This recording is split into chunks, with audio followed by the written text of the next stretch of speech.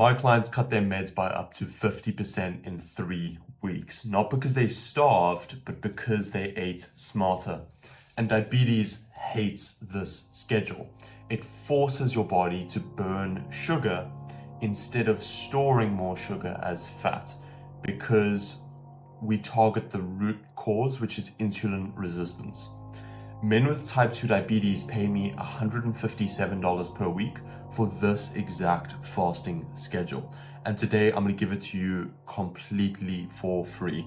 And here's why it works better than anything that you've tried, without starving yourself, like counting calories and weighing out meals, or spending hours doing cardio and on the treadmill before work or after a full day of work. Diabetes isn't your fault. It's most likely you've been told the wrong things, or you've learned the wrong things, or people are patching the symptoms but not attacking the root cause. But reversing diabetes is your responsibility as a man. Now let's get into the video. So this is exactly where we're going to start. We're going to take a look at what most people have questions on. So they ask about cravings, they ask about meds, what are the results, how long does it take, and what is the science behind this? Because we know the biblical and ancient philosophy of fasting. We know that it's a cleanse. We know that it restores your spirit, your energy, and it's a practice of sacrificing short-term comfort for long-term gain. But you might be asking these three questions. Is intermittent fasting safe for me? Am I safe to fast, or is it going to affect my blood sugar? Maybe my blood sugar is going to go too low, which is hypoglycemia, or maybe it's going to go too high when I break my fast, which is hyperglycemia. And these are all very important questions. You might also be asking which fasting method works best. Should I fast in the morning? Should I fast in the evening? You might also be asking, what should I eat to avoid crashes or spikes? So what should I break my fast with? Or what drinks, what foods break a fast? And these are all really, really great questions. But before we get into the schedule, I want to hear from the research. So these are 5 studies. You're welcome to search them up. And I just want to share with you in 5 simple points how powerful fasting is, if you aren't already aware of all of the case studies, all of the testimonials, all of the success stories, and all of the biblical findings on fasting. So number 1 is 16-8 fasting crushed calorie restriction. So they took some diabetics who focused on counting calories, and they took some diabetics who focused on just fasting. And they found that the ones who were fasting without counting calories lost 3.6% more body weight. And over the long term, they were way more consistent because they weren't making it, they weren't making their weight loss a full-time job, which is what counting calories is. And I've been there, it's horrible.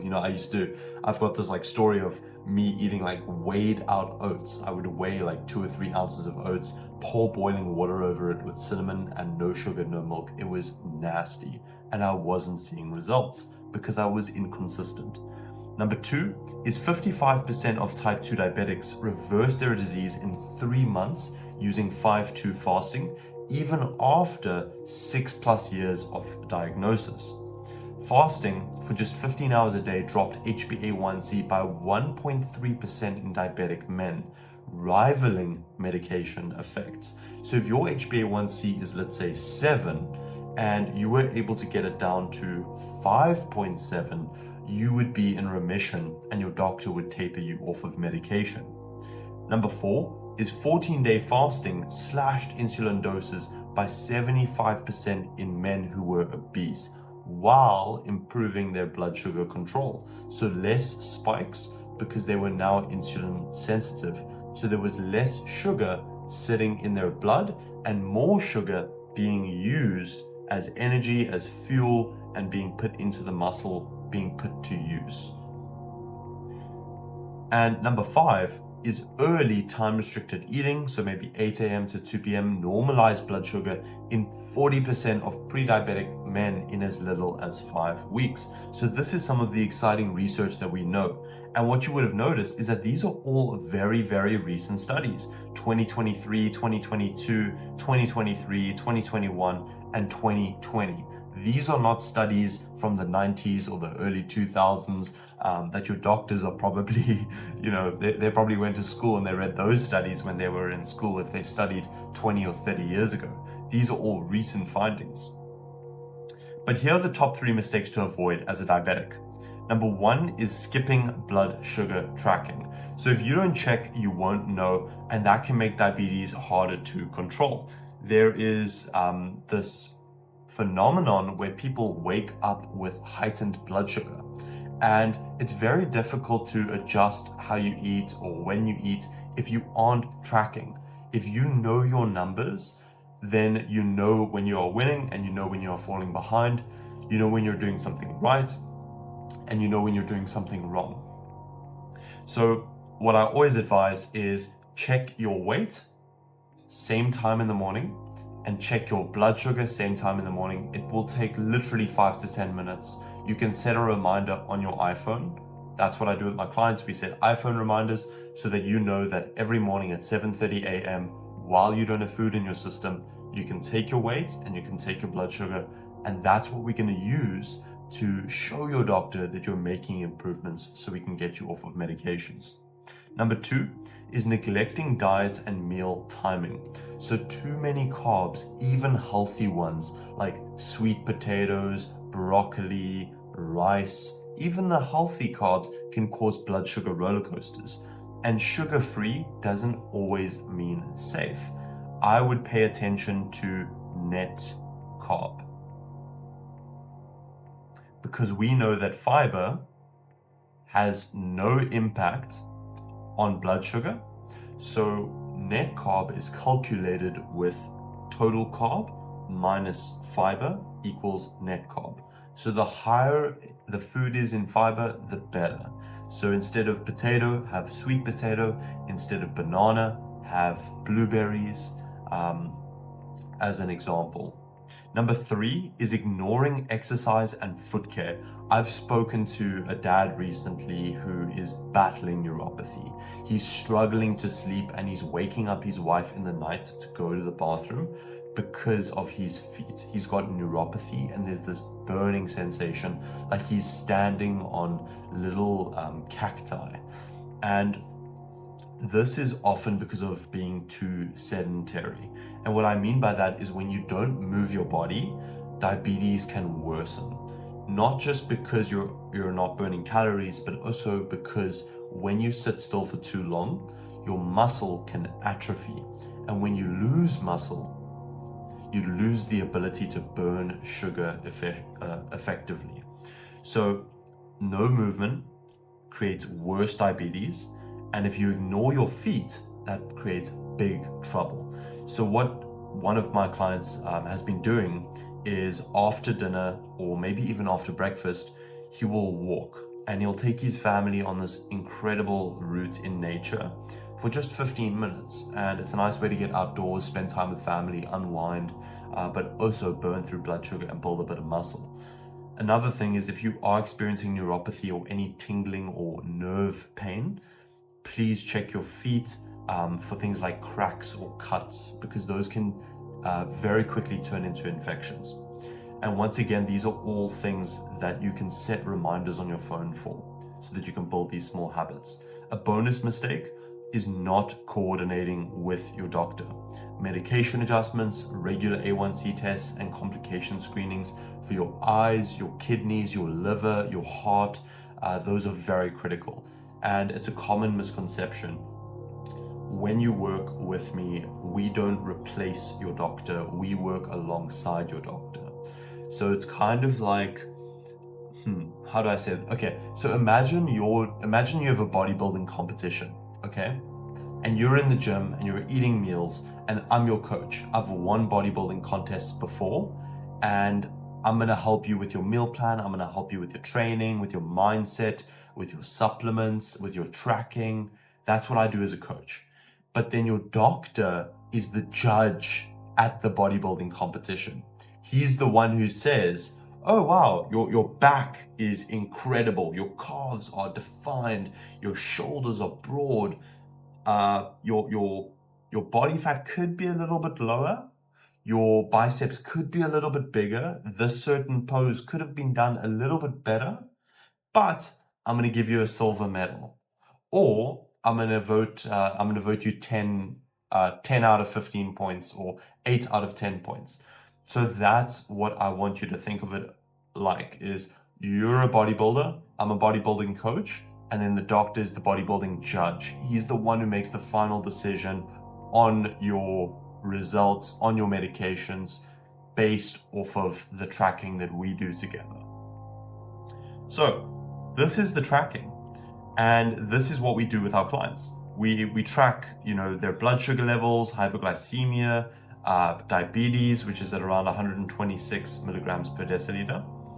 And this is all completely done for you. We do weekly check-ins and we take a look at these trends. We also monitor your weight. So you're aiming to lose about 2 pounds per week. And we also track your waist circumference. And then it gives you, your weekly wins. And we track your medications if you're on insulin, metformin, maybe statins, and we do dosage updates. Now this is completely done for you, and I would love to give you this Blood Sugar Tracker Pro, but it is for clients who pay. So instead, I have made something that will help a lot. It's a free checklist that you can get in the description of this video completely for free. No need to opt in. So in the description of this video, you'll see the Fasting Finder checklist for free. You can click that link and you'll get access to this short Google Doc, which is going to help you build a custom fasting schedule. So I hope that helps. Now, we're going to cover how to fast, how to eat, the checklist we should use, and then the benefits. And I want you to know that this is all backed by the ADA guidelines. So that's the American Diabetes Association guidelines. It's also based off of a 2023 NIH National Health Institution or National Institution of Health study on 16/8 fasting for diabetics. But before we even get there, you are not going to take action unless you make it easy for yourself. You are not going to take action unless you show yourself why you need a fast. What's going to happen if you don't fast? So what is the pain? What's going to happen if you do fast? So what are the benefits?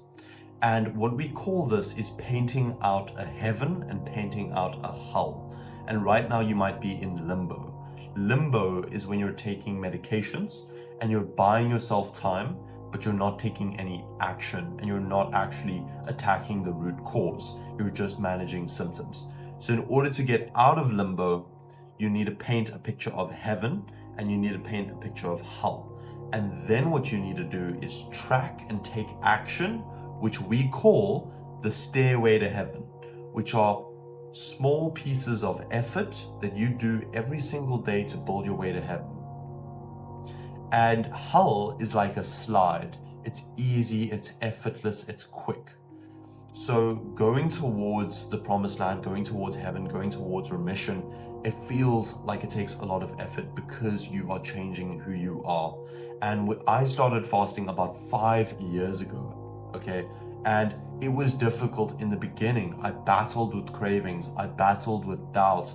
I battled with knowing what to do, when to eat, how to eat, what supplements to take. It is complicated when you start out. But after around 3 to 6 months, you're going to be a pro. It's going to be effortless and it's going to reduce the amount of medications you take. And it's going to turn your body into a metabolic engine where you actually struggle to hold onto fat because your body is primed to just burn any excess energy. But let's get into it. So I'm going to show you an awesome beginner fasting window, which is 8 p.m. till 12 p.m. So that means that you eat at 12 p.m. and you stop eating at 8 p.m.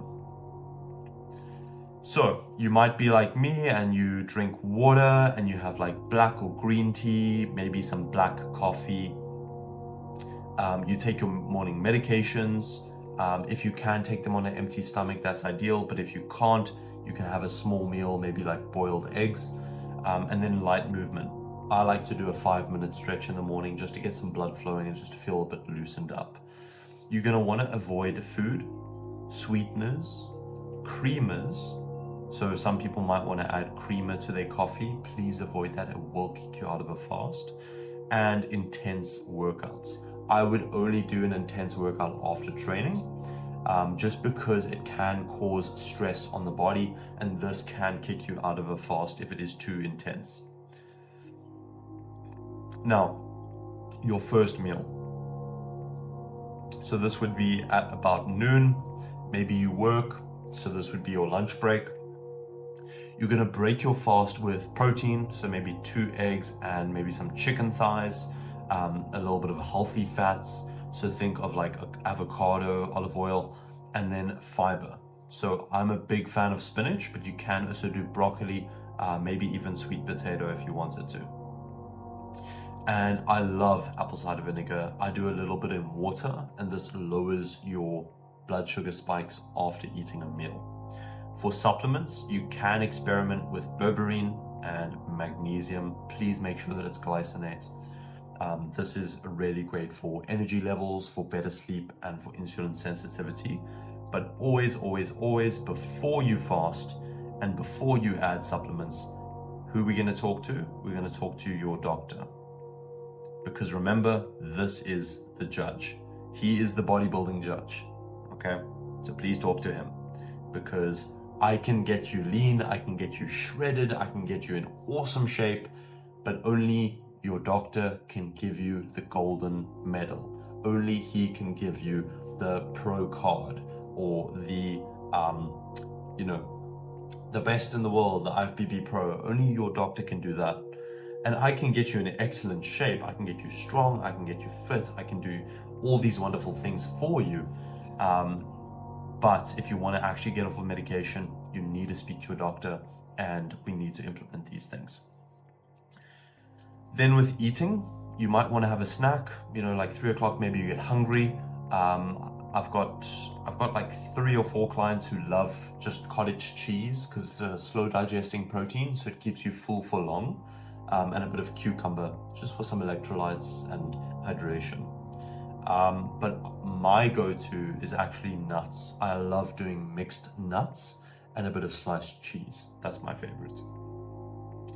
For dinner, you might want to do a lean protein. Maybe you do a bit of fish, and maybe you do a bit of like cauliflower rice, and maybe you do a little bit of cinnamon. I do want you to try and avoid rice, pasta, or bread, and any desserts before bed, because then these can cause you to wake up with a very big spike. So instead of a dessert, you could do like 70 to 90% dark chocolate. Dark chocolate is phenomenal. It is an acquired taste. I personally love bitter foods, but dark chocolate is fantastic because it's high in fiber and it's very high in healthy fats. So it's often very, very stable in terms of impact on your blood sugar. Okay. Daily checklists. Let's take a look. So in the AM, you might want to test your blood sugar. You might want to take a look at what's working, what's not working, and you might just want to check 2 hours after dinner. So if you have dinner at, let's say, 7 p.m., then at 9 p.m., just for the first week or so, you might want to get a sense of how these meals are impacting your blood sugar, because everyone is very individualistic. Another thing is after dinner, you could go for a 10-minute walk. My stepdad, he is a type 1 diabetic. His name's Sean. He lives with my mom and sisters in the UK. He will often do a 10 to 15-minute evening walk after dinner because of its impact on his health. And before bed, you might want to also do just an inspection. Take a look at your skin, take a look at your eyes, take a look at your fingers, your hands, your toes, and just a few safety notes here. If you are fasting, please can you stop fasting if you are dizzy, shaky, or if your blood sugar goes below 70 milligrams per deciliter. We like to break this with a tablespoon of honey. That is an awesome way to get your blood sugar back up if you do go below 70, which is hypoglycemia. Okay? And avoid fasting if you are on insulin or metformin, because there is a risk of lows. So we can avoid this by speaking to your doctor and saying, hey, I know I'm on 1,000 milligrams of metformin per day. Can we please just stay in touch and test fasting for this week and see how it impacts my blood sugar?